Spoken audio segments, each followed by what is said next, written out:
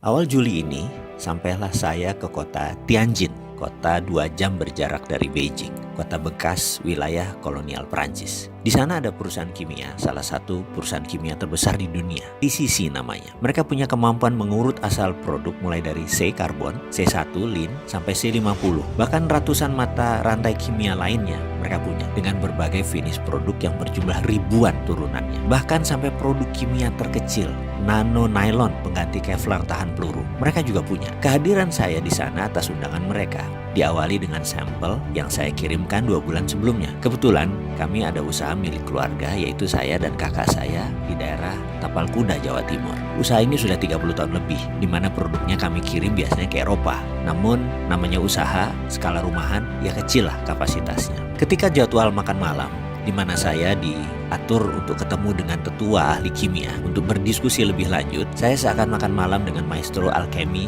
sesepuh seumuran Merlin kali. Merlin itu alkemis gurunya King Arthur zaman dulu. Bahasa Inggris mereka sempurna, walau mereka bertiga usianya sudah di atas 84 tahun. Pendidikan mereka didapat di kampus kenamaan di Amerika dan Eropa. Mereka tamatan MIT dulunya, way back then, sewaktu mereka ambil program doktor. Salah satu di antara mereka mulai membuka pembicaraan dengan pertanyaan, how can you mix the precious metal with common metal, becoming alloy like this? Katanya sambil menunjukkan sampel yang saya kirim. Ini alasan mereka kayaknya ingin ketemu saya dan ingin berdiskusi serius. Mereka melanjutkan, usually what common technique, what we are using, nggak bisa katanya mixing the same metal dengan precious. Yang ada adalah precious dengan precious. Jadi pertanyaan dia selanjutnya, how can you put Ne atau bagaimana kamu bisa menaruh nikel digabungkan dengan lithium atau Ni with Li together? Bisa nggak? Saya paham maksud mereka. Memang dunia metalurgi itu unik. Sedikit orang yang memahami sifat metal, bahkan bisa paham tabiat metal, hanya sedikit sekali. Berhubung ilmu ini adalah ilmu keluarga, saya bisa menerangkan sedikit-sedikit. Jadi mereka bertiga menangkap hal yang aneh dari sampel yang kami kirim. Tapi sebelum saya menjelaskan, saya ingin sudutkan informasi mereka agar tepat.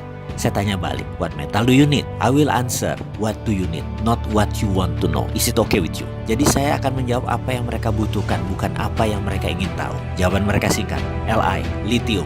Itu jawabannya. Saya tanya balik, untuk apa mereka perlu lithium? Power bank katanya. Saya tanya balik, ini power bank untuk handphone, mobil?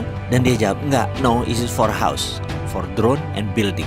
Mereka jawab. Asli saya terdiam, otak saya setengah kram. Makan malam Cina Muslim dengan Xi'an style, kambing muda yang lembut seakan tidak terkunyah jadinya. Saya bilang mohon penjelasan lebih lanjut. Hanya kalimat itu yang keluar dari mulut saya, yang dijelaskan dengan terjemahan singkat sebagai berikut. Bayangkan ada baterai yang bisa di-charge selagi listrik di rumah dipakai selama 4 jam. Lalu baterai tersebut akan dipakai selama 24 jam, seperti power banknya telepon. Jadi misalnya bayaran listrik kita yang biasanya 1 juta itu tinggal 20% atau tinggal 200.000 karena kita hanya memakai 1/5 daya listrik per harinya, di mana sisanya 4/5-nya akan menggunakan power bank tadi. Dan mereka menarget harganya tidak lebih 14 juta rupiah, itu pun dengan margin keuntungan di atas 40%. Siapa sih yang nggak bisa beli power bank yang bisa menghasilkan 5.000 kilowatt dengan harga 14 juta yang bisa mengirit 80% biaya listrik bulanan? Saya bukan kepikir masalah siapa yang akan beli power bank tersebut, tetapi daya listrik PLN yang Indonesia saat ini lagi bangun jadi akan sia-sia karena menurunnya kebutuhan rumah tangga karena daya listriknya tidak diperlukan lagi karena semuanya sudah bisa di-save di power bank. Penjualan listrik PLN akan terdistrap, pembangunan pembangkit listrik baru menjadi tidak urgent lagi, tidak penting lagi. Di ujung saya lagi melamun itu seorang alkemis yang cukup tua umurnya tadi, satu orang memiringkan badannya ke saya. Dan dia berkata, tahu nggak, nikel lateral itu di dunia yang paling banyak cadangannya itu ada di Indonesia. Saya mau tanya, pemerintah Indonesia tahu kan?